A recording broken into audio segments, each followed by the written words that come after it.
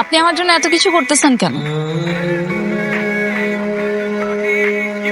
আপন মানুষের জন্য কিছু করতে পারলে শান্তি লাগে। আপন মানুষ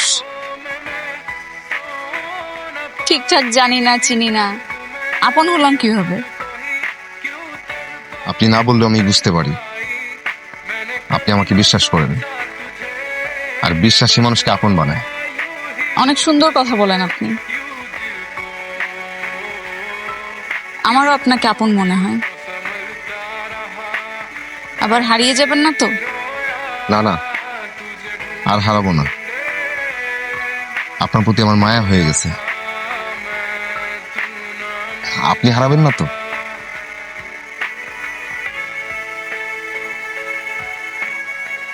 না, হারাবো না।